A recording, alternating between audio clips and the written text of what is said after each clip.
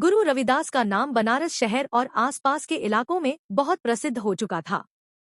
एक बार कुछ यात्री पंडित गंगाराम के साथ हरिद्वार में कुंभ के पर्व पर ब्रह्मकुंड में स्नान करने जा रहे थे। जब वे बनारस पहुंचे तो उनके मन में प्रेम उमड़ आया कि गुरु रविदास से भेंट करके फिर आगे को चलेंगे। वे गुरु रविदास का निवास स्थान पूछकर सीर गोवर्धनपुर में पहुंच गए। सभी यात्री गुरु रविदास के दर्शन करके बहुत प्रसन्न हुए। गुरु रविदास ने पूछा कि कहिए, आप कहाँ जा रहे हैं? पंडित गंगाराम ने बताया कि हम हरिद्वार में कुंभ स्नान के लिए जा रहे हैं।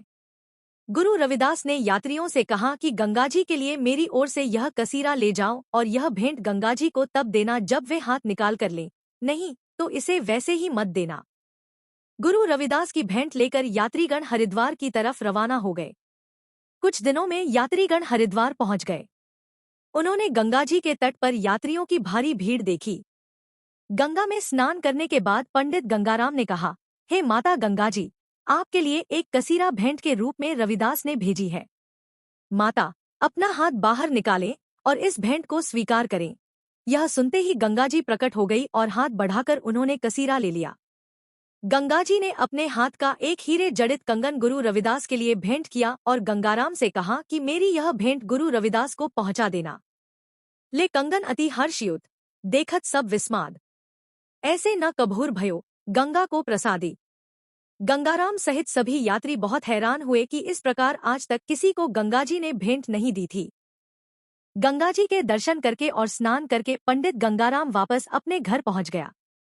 गंगाराम ने अपनी पत्नी को प्रत्यक्ष दर्शन की सारी कथा सुनाई और गंगाजी का दिया हुआ कंगन अपनी पत्नी को रखने के लिए दे दिया। कुछ दिनों के बाद पंडित गंगाराम की पत्नी ने कहा कि इस कंगन को बाजार में बेच दिया जाए, यह बड़ी कीमत में बिक जाएगा। पैसे लेकर अपना जीवन मजे से गुजारेंगे, हमें किसी प्रकार की कोई कमी नहीं रहेगी।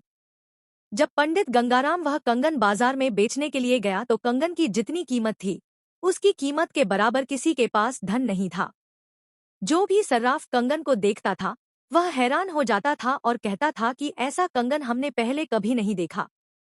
तब कुटवारे सुध दई वाके हाट बिकाए, भूखन कंगन हाथ को बेचत जन एकाए। इस बात की खबर सिपाही के पास पहुंच गई कि एक आदमी बहुमूल्य कंगन बेचने की कोशिश कर रहा है। सिपाही गंगाराम को पकड़कर राजा के पास ले गए। राजा के पूछने पर गंगाराम ने सारी कथा कह सुनाई कि यह कंगन गंगा माता के हाथ का है, जिसे गंगा माता ने गुरु रविदास को पहुंचाने के लिए दिया था। सारी बातें सुनकर राजा चकित रह गया। राजा ने कहा कि गुरु रविदास को यहाँ बुलाया जाए और उनकी राय ली जाए। तब गुरु रविदास को सादर सभा में बुलाकर कंगन के बारे में पूछा गया। गुरु रविदास ने कहा कि यह कोई बड़ी बात नहीं है। अभी एक बर्तन में गंगा जल डालकर और कंगन उसमें डालकर ऊपर से कपड़ा देकर ढक दें। मन चंगा तो कठौती में गंगा। गंगाजी इस बात का फैसला कर देंगी। जैसा उन्होंने कहा, सारी सामग्री उसी ढंग से तैयार कर दी गई। तब गुरु रविदास ने गंगाजी को यह निर्णय करने के लिए कहा। जब कपड़ा बर्तन से हटाया गया तो 2 कंगन नजर आए। राजा और बाकी लोग यह देखकर बहुत प्रसन्न हुए। गुरु रविदास ने दोनों कंगन गंगाराम को दे दिए। मां गंगा भी मिलने आई संत रविदास जी से। कन्या के रूप में गंगाजी का आना। एक बार गुरु रविदास ने एक भंडारा किया। इस भंडारे में कन्या के रूप में स्वयं गंगाजी आईं। कन्या के अलौकिक रूप पर एक राजा मोहित हो गया।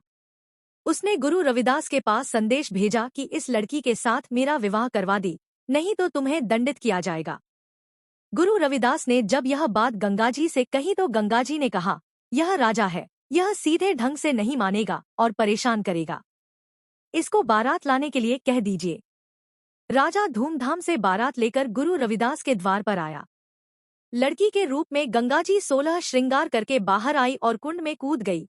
कुंड से जल की ऐसी धारा निकली जिसमें राजा और सारे बाराती डूब गए। सबको पता चल गया कि कन्या के रूप में स्वयं गंगाजी गुरु रविदास के पास आई थी। उल्टी गंगा का बहाना समयानुसार गुरु रविदास के पिता का देहांत हुआ तो उनकी अर्थी लेकर गुरु रविदास गंगा के किनारे अंतिम संस्कार करने के लिए पहुंचे।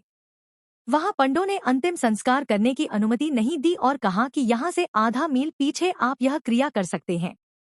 सब लोग अर्थी को उठाकर आधा मील पीछे ले गए। उसी स्थान पर चिता बनाकर अग्नि दी गई। इतने में गंगाजी की एक बड़ी लहर उठी और वह चिता को अपनी लपेट में ले गई।